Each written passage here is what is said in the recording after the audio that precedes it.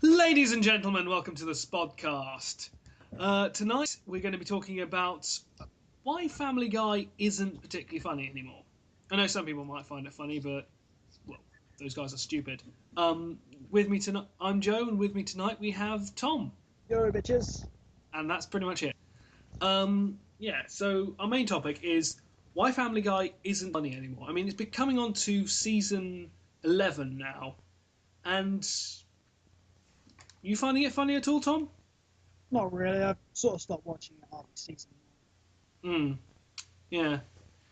Well, I've got a couple of ideas. Yeah, it just for me it doesn't bring any sort of doesn't funny anymore. And we're going to basically take the season apart, take these sort of apart, and analyze sort of why it was funny. Sort of do comparisons with characters then and now, how the situation changed, and various of that, and also probably think of a couple of reasons why. So without further ado, let's get on to the first topic of how the characters have changed. How do you want to do this, Tom? Do you want to? Well, we'll start with good points and then we'll just go to the bad points. Yeah. Okay. So let's talk about how they were. Let's talk about how they are originally. I mean, originally it started off as basically a parody of, like The Simpsons. It started off as a parody of sort of the good family. You had Peter as the husband, the good but slightly dim husband. You had Lois as the competent, sane wife. You had Meg as the sort of misunderstood teenage daughter. You had Chris as the misunderstood and slightly dim teenage son. And then you had Brian, who was sort of this rational, reasonable voice. And then you had Stewie, who was a Bond villain. Yeah, and that sort of is a reasonably diverse. That sort of is going to be interesting. So it's a nice set of every to bounce situations off. Now We have a retard, we have an annoying bitch, we have a butt monkey to everyone's jokes, we have another retard, we have a liberal douche, and we have a queer. Done. There you go. Yeah. I mean, even to some side characters. I mean, originally, Quagmire's sort of rampant sexism and sort of lusting and various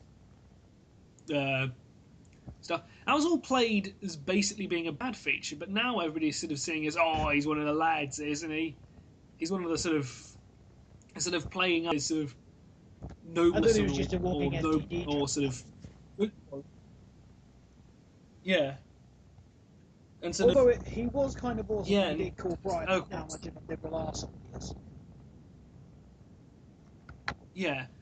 And that is sort of one of those moments where I think that was sort of what the best moment of the recent series of it, Family Guy, and they haven't been able to sort of get that. And also the reason why that was so good is because of the fact the way Brian's character had been, well, sort of turned into this liberal douche, and basically it was him calling everybody out. I hate the right wing and everything, but I want everyone to be quick. Believe what I. So basically, he's sort of the other end of the spectrum of what he hates. Yeah, pretty much. Except, so communist. He's American doesn't like communism. Yeah. Russia. Yeah. But it's sort of, yeah. But it's sort of this weird dynamic between sort of how Quagmire's become this sort of almost this sort of voice, a more powerful voice than Brian, and Brian was pretty much Seth MacFarlane's original persona, the sort of sane man of the group, really.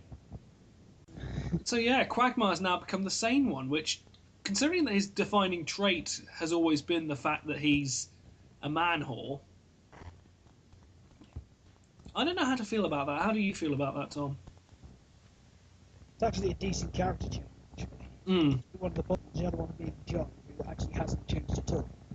Yeah. And then there's sort of Joe, who's kind of been left off completely because there's only so many disabled jokes they can make without somebody getting angry. Yeah. And yeah, so that's characters, but also going on from that, the situation's changed quite a bit. Sort of, it's as I said, it's sort of it started off as a parody of everyday sort of situations. That was just, you know what, this shit happens, that shit happens, cut away joke, this shit happens. Shit gets resolved, done. Yeah, it's like what you didn't happen to mention is the character change in Cleveland, who's now got his own show, which is absolutely fucking awful. Seriously, if you like the Cleveland show, die. It's sort of, I think it's kind of weird because of the fact that Cleveland had to become Peter 2.0 now because of the fact he's got his own show. Or Peter 3.0 because you got Stan Smith from American Dad. Yeah. The thing is that Stan Smith's always been sort of very much his own character. I mean, whilst Peter's been a lovable idiot, Stan Smith has always been a lovable idiot, but he's always got the added element of the fact he's so patriotic. Even though it's not much of a character trait, it still stands him apart from Peter. Cleveland went from an actually pretty alright and sane guy to basically being Peter 2.0 because of the fact it was a Seth MacFarlane comedy. And for some reason he met a bear. How did that work out? The fact that but also the fact that the situation has changed. Like, I mean, it's still in the sort of same house and stuff like that, but sort of. Originally, jokes were all about how situation. It was very much a classic situational comedy, and that I think there was humour to it because of the fact it was sort of. You had, I mean, take for example the episode where Stewie had his first birthday. Yeah. I mean that was. Had some very good running jokes with it. He had the sort of mad cult sort of thing which Meg would join up to. You had the fact that Stewie was trying to kill off the man in white, and he had Lewis's stress about how the fact she wanted to make Stewie's first birthday to be a big special event. And now, sort of, it's as you say, it's something happens, it gets resolved somehow. I mean, the most recent episode has been sort of where they're going to space, which, yeah, you noticing any similar? You noticed something similar to Simpsons there? Yep. That's actually, it's one of your favourite episodes, isn't it? Yeah. But, yeah, it's sort of they're sort of going into space. It starts off with Chris delivering a report about how he stalked his teacher, then going on about how he's not doing well in school and stuff like that. It's just, how's this likeable in any way? We already knew he was an idiot. Yeah, but still. How is this character likeable in any way when he's stalking people? Even if it is Seth Green. Yeah. Let's face it, he kind of does this sort of likeable creep a little bit well. I mean, for goodness sake, when he was in Austin Powers, he was a likeable creep, and he was still. That was quite funny, actually. I need to see that. Yeah. But so the whole situation has changed, and sort of the humour has gotten more vulgar without actually being very funny. It happens to a lot. More dark. Usually, because we've been around it for so long, we know what's going to happen. We know all the jokes and stuff. We just go out. Yeah. I mean, so like that's usually the main reason why we go off action. Because we've seen it before.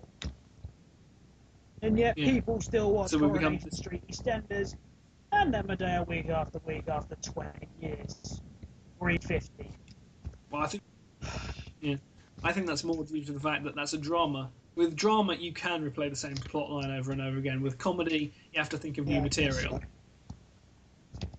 So. Yeah. The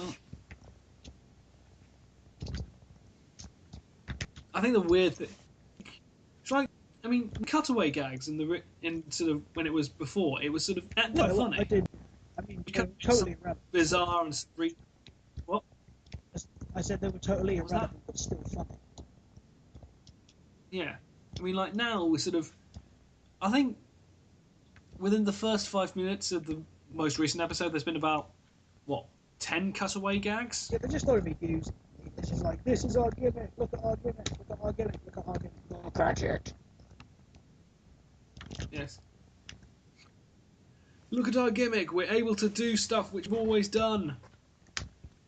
Our show hasn't been funny since the fifth season.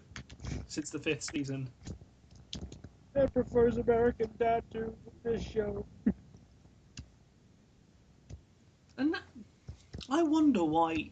Yeah. Now we get on to sort of the reasons why. I think you've heard my theory, but I'm going to say it to the audience. I think Seth MacFarlane is stretched far too thin, or sort of the writing team stretched far too thin. Because I mean, they're doing. Yeah, but it's sort of like the sense of humour is stretched. They've got the same pool. It's like they've got the same pool of gags, and they've got to distribute it between all the shows. It's like you've got American Dad, you've got Family Guy, and you've got the Cleveland show. All of which very humour. All of which seriously, it is that bad. You know, people don't like it. I mean, my theory. Yeah. I mean, my theory is the fact that it's just gone on. It's just they're just doing far too much. They're trying to take on far too much, and it is going to end up. I mean, if you look at South Park, I know it's sort of it's a very concentrated staff. They're very much honed in trying to make that one particular episode very, very tight, very, very focused, and very, very cutting and funny. Whilst with Family Guy, it just feels like they're just like, oh, throw. It's literally like they're literally doing it like in the South Park episode. It's literally being written by manatees. Well, that is actually pretty good. I know. Even if, South Park's humour now is just Cartman says a Jew joke. There you go. Yeah. But at least with that, there's sort of a level of satire when it comes to the South Park stuff. I mean, this Human Sentai Pad, that's a really, really... I thought it was a pretty funny parody of both the sort of shock film stuff and people who... and sort of Mac should totally do a Human Centipede review. Yeah. But sort of stuff like that, which is sort of a nice combination of sort of... this really, really tight combination of just really great satirical stuff. With Family, it's just all over the place. And I'm saying for them to do sort of satire stuff because with the sort of setup they have, it's very, very time consuming to make an episode. But just make it funny. I mean, with American Dad, you've got a very, very good core which you can always fall back on, which is sort of, oh, look at how silly some American patriots are. It's got very much it's got bite to the episode. It's got bite to it. You understand what I mean? Hang on a sec, Joe. Stop recording for a bit.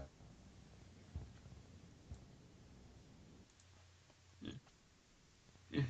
Did you get any of that? And I think with that we could probably wrap things up. Tom, do you want to add anything to? I think we've got all the points we really needed out. No, I mean, stretching yourself, the fact that we've had it for so many years. I mean, hitting 10 years for the show is actually pretty decent achievement. If you can still generate the audiences. I mean, you won't generate it, but you can still break, sort of a team of 70s after 10 years. But it is to be expected that, we'll draw comparisons to older things, saying the older stuff was better. And, this is going to happen with every single show in existence, be it comedy, drama, horror. They're always going to crave, the nostalgia factor, things like that. While I still say that the new series are brilliant and all fun, they are. Apart from that, where Ryan does take mushrooms, that is quite fun. I mean, the trips is brilliant. But most episodes, I mean, you will get the odd gem in the series that we love, but for most of the thing, it's just recycled, redone, rehashed, and we've all seen it before.